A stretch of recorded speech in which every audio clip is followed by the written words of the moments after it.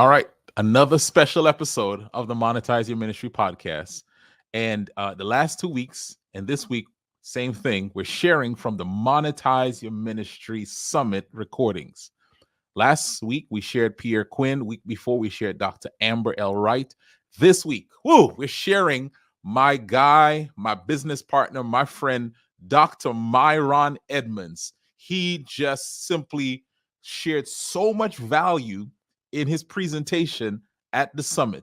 And you have to hear this, how to create a movement from your story, from your experience. Listen, if you have not heard this before, you got to hear this. And if you heard it before, you want to hear this again. Now, we're planning to do another summit in January 2024, and I need your help. I need you to tell me some of the presenters you want to hear in the next summit. So go ahead and drop it in the comments below. Go ahead and send me a DM, send me a message. Let me know who are some of the people you want to hear in the summit next year. And now, without any further ado, let's check out this episode with Dr. MyRon Edmonds. Let's go. Yes. Can you hear me? Yes, sir. We can hear you. We can hear you. I'm on Uncle Sam's internet, so I just need to make sure that y'all pay y'all's taxes. So Yes, sir. This is our tax money right here in action. Listen, first of all, everyone sees you in military gear. So first of all, I want to salute the fact that you're serving your country. Thank you for your service to your country, that you're out here sacrificing time away from your family, and you're serving.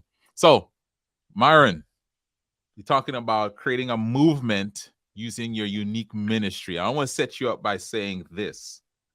How do I even begin finding the people who need the thing that God has put inside of me? That's a great question. Kimon, I've been thinking about this literally all day. And I told you asked me earlier, so man, do you know exactly what you want to talk about? So I'm praying on this thing. And I do think I have something that I can share with the folks as it relates to that question about essentially, to me, a movement. Let me start here first. I think a movement happens when people gather around an idea or a problem or a cause, and they gather around it to do something about it. Incidentally, there's a lot of us who have these personal passions that are derived from painful experiences or from something that we see that kind of gets our goat more than anything else. I actually wrote a book about this, not even knowing that this is something that you were actually coaching me to do. My book, The Frustrated Leader, was literally the concept that every major movement that has ever begun has started with someone who got frustrated or got angry about something or found some pain point in something. So I think the starting point for many of us that we have to start wrestling with is we need to start identifying what the thing is that bothers us. Mm-hmm. And whatever that is. I mean, Steve Jobs, he was bothered by the current standard of technology in his day and decided to go in his garage and do something about it. And you can see this over and over again, this pattern of people who just kind of get frustrated, unsettled. There's a pain point. In my case, it was my own personal painful experience. And I think it's important for people to understand that the people that we see out here, and you didn't ask me this, but I still let it say this. A lot of times we look at the people out here who are doing what we want to do. Maybe they have a social media following. They have started a movement. Maybe they're making the kind of income we want to make. Maybe they have speaking engagements and so forth. And I think we assume that these people are so much more different than we are, so much more talented than we are, that they have so many more resources than we have. And one of the things that you taught me when I hired you as a coach to come alongside me is that essentially the only difference between me and all of those people that I was watching that I thought were so far away from me was that I had not really dialed into the singular thing that bothered me. Wow. And I want to start there, Kimon, because you can't find the people, you can't find the movement. You can't lock into this community until, number one, I think every movement starts with a person who's moved. Wow. I'll stop there. I have No, I have several other points on that. Actually, on how to start a movement. And to me, I think it first starts with you have to be moved to your core in some form or fashion about whatever it is that you feel like you want other people to be moved by. And until then, you ain't gonna find them because you don't even know what yeah, moves you. Yeah. yeah. I think that's powerful. And again, I always want to bring this back when we talk about ministry, right? This ain't preaching. This is how you serve others. And it sounds like this holy discontent is the first raw material for the whoever God wants you to reach, right? And movement, it might be thousands, right? But it might be hundreds. But it has to start with, as you said, you being moved. You being moved. Now, you said there's more. So help us out. Like you're moved. Like a lot of people get moved. A lot of people we get moved and we just post a bunch of stuff randomly, right? Or we just get moved and we make a lot of noise or we do nothing. How do I do something with that to start getting to people? Yeah, it's true. And that was me. So let's just be honest. I'm a pastor and I'm moved by a lot of things. I have a lot of interests. And let's tell a story. When I first came to you, well, actually, you came to me and you were like, dude, I think you have something Yeah, with this yeah. thing with men. This was not something that I saw. And I know a lot of people probably now are like, really? You didn't see that? Dude, the funny thing is, this true Yeah. story. I wrote a dissertation.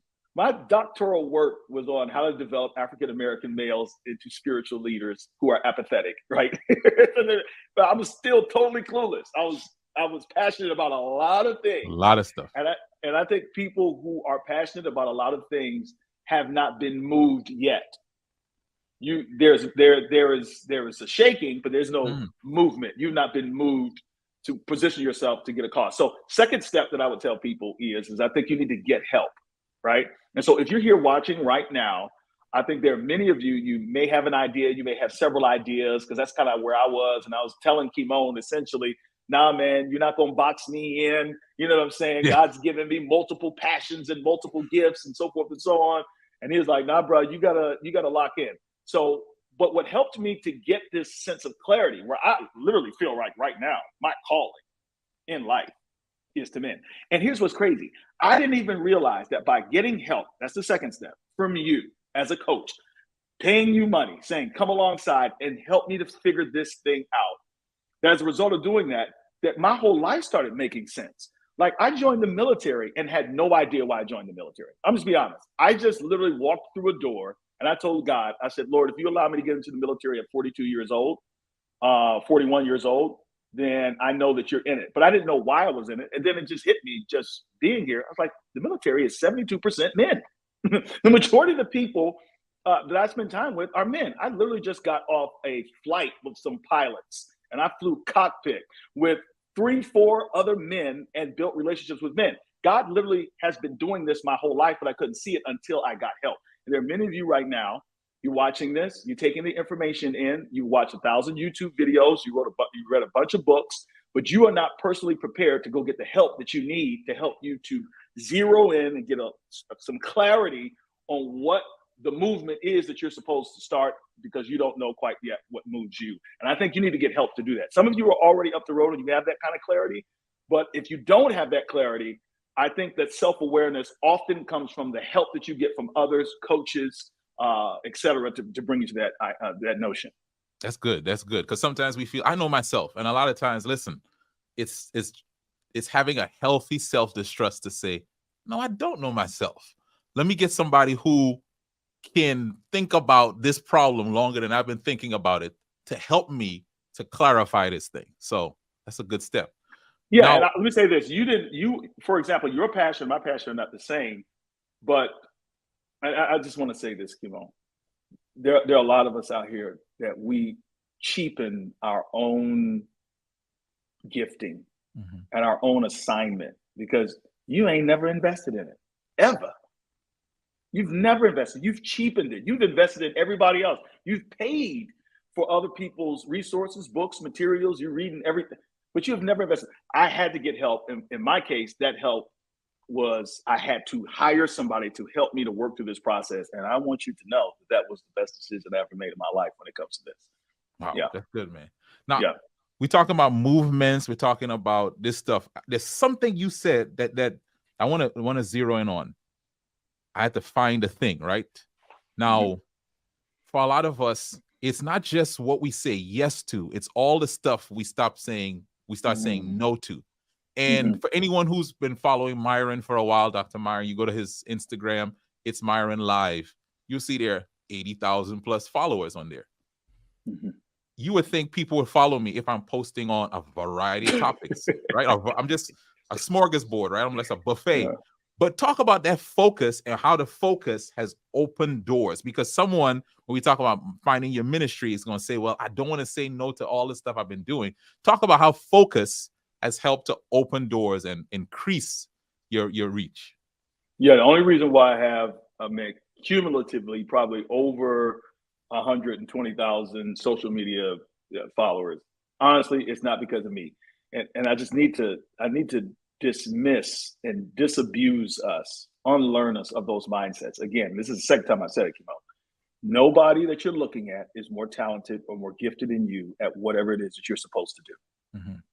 So don't look at me or look at somebody else or some influencer who has the following or has the movement, and you say, well, he's talented, he's gifted, and blah, blah, blah. And that's why, honestly, I didn't have, Kimo, did I have that following on social media? Until I got focused. Until Kimon told me, dude, and Simone just said it a few minutes ago. Shout out to Simone. And all of these speakers have been amazing. I'm just back here shouting. I mean, I'm over at my boy's house, but tear his house up. It's just been amazing. This stuff is worth thousands. But it wasn't until I was obedient to the coach who said, dude, stop posting about evangelism. Stop posting about this. Stop posting. Dude, get focused. Use the social media as a tool if this is what you want to do. And honestly, you saw it, Kimon, I literally started seeing my following go up. And this is where the movement happens. Because I started talking about what I'm perfectly designed to talk about, which is something that I'm painfully aware of, which is my own personal struggles as a man. I'm built for this. I'm perfectly designed to reach the current and former version of myself. And so are you. You're perfectly designed for that. Nobody can do that better than you. When you finally get to your unique and specialized assignment, that one thing that you're supposed to do, can't nobody do it better than you. They don't exist. They don't exist. But there is a group of people. Everybody has a tribe out there. You just haven't found them yet.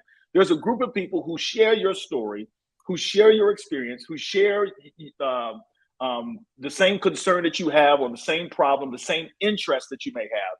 And you will not find them until you focus. And focusing helps you to build the movement.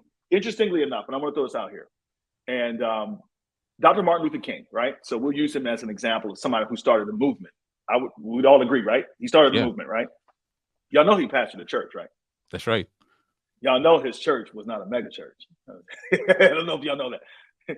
Listen, I'm just saying, he leaned into the movement aspect of his assignment.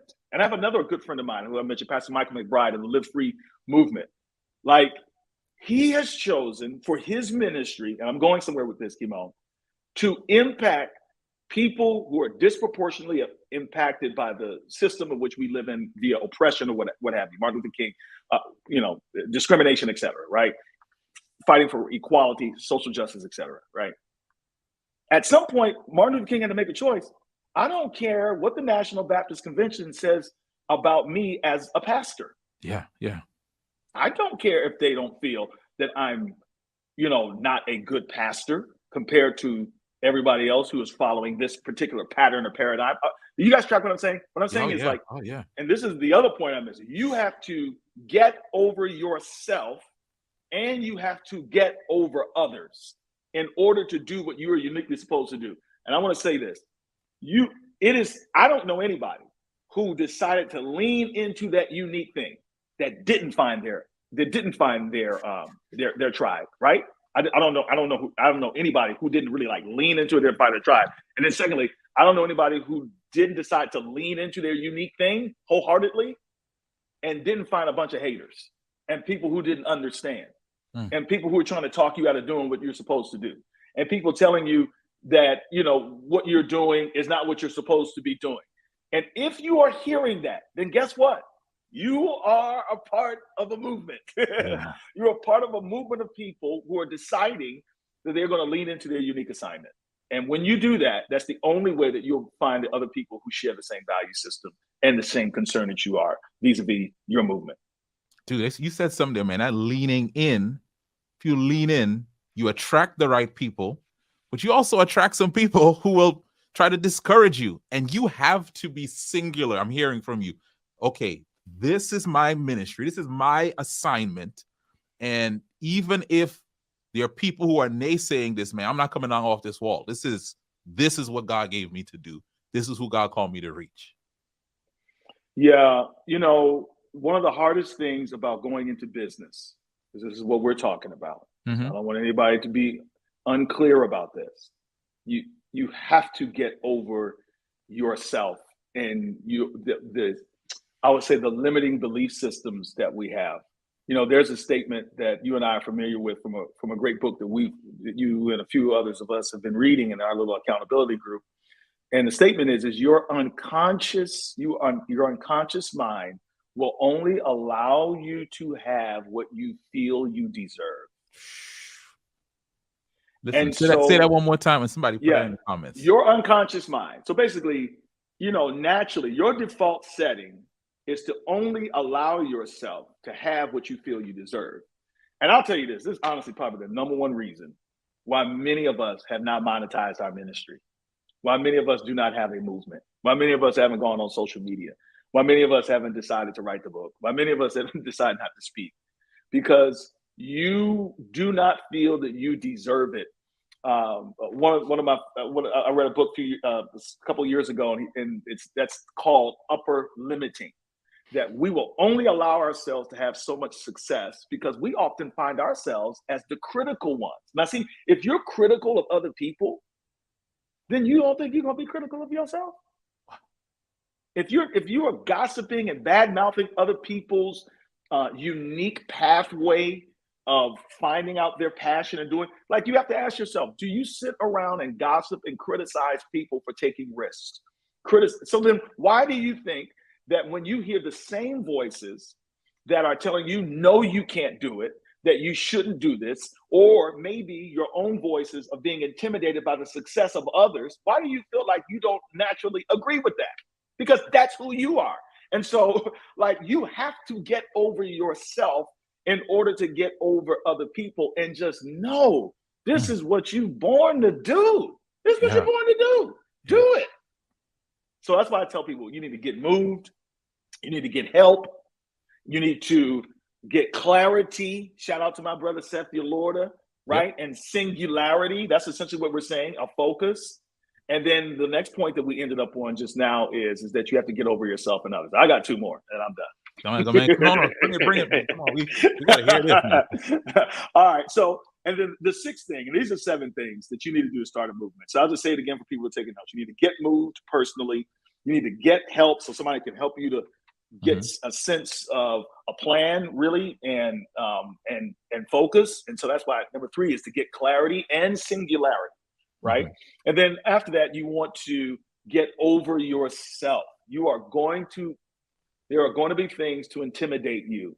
Most of those things are going to come from inside of your own head. You need to get over yourself and you need to pursue the thing because nobody's better at doing you than you. And you are enough to find your tribe and your movement. And so number 6 is to get a community. All right. Now, this is where the movement actually happens. Come on, yeah. Now, the community is only going to find you when you put yourself out there. Now, this doesn't necessarily apply to everyone, but I'll just say this for people who can relate to me, Kimo, all right?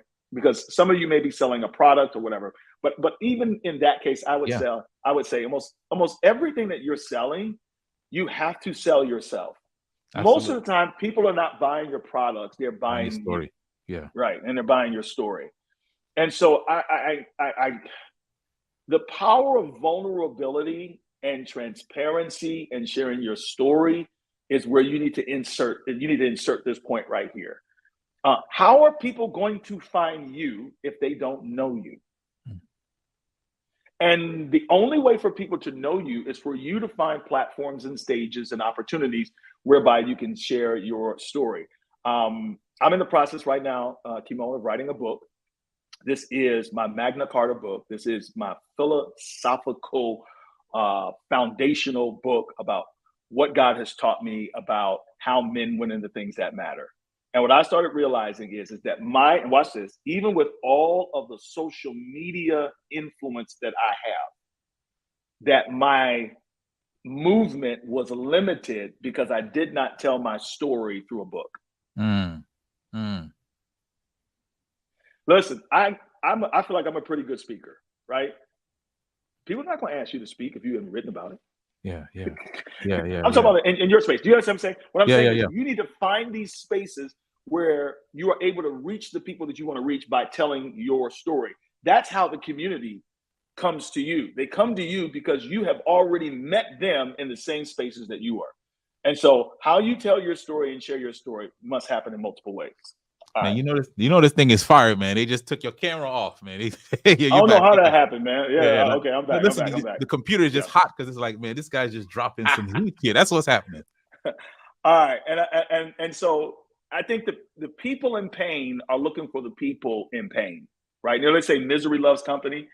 Not necessarily, but people who are in pain are looking for people who share their experience to share, whatever that may be, whatever service industry that you may find yourself in. And then last but not least, and I'll end here, is I think you need to get a system. And that's the last point. You have to get a system. So get moved, right? Get help, get schooled. I mean, you got to learn and understand what you're into. Like you need to become a subject matter expert. In the military, we call that a SME, right? On what your passion is. You need to have more than just passion. You need to educate yourself about it. Thanks. Shout out to Pierre for saying that.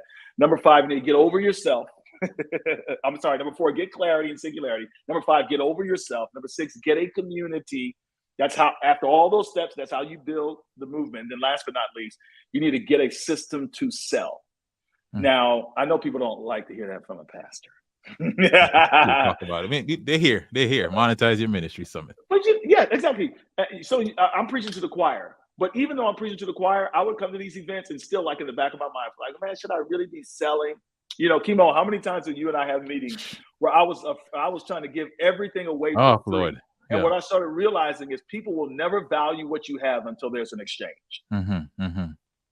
And so there needs to be a system, right, for how you are able to offer the solution to the pain point to people.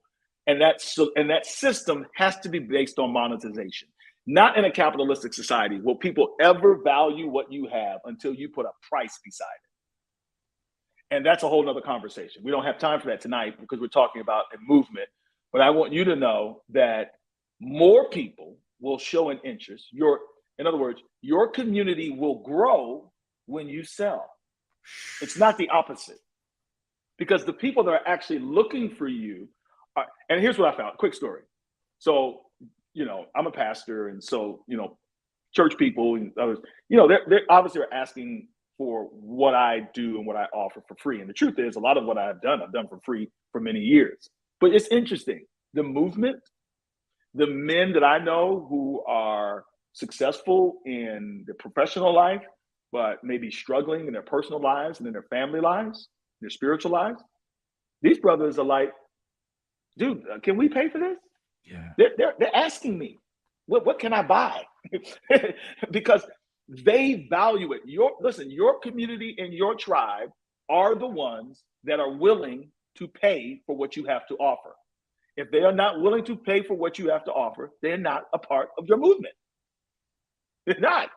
That's a way to figure out if they are a part of your tribe. And it says nothing about the people who don't want to. It just simply says that they don't want it that bad. They're not that interested in it. But there's a whole lot of people who are interested in what you have to offer and are willing to remunerate you for what you have to offer. And that has to be designed around the system. Yeah. Dude, I hope you write a book. This is a book right here. We just got a master class. This whole summit, right? Like there's so many things, but you just gave us 7 steps for building a ministry-based movement. And somebody needs to make sure you are taking action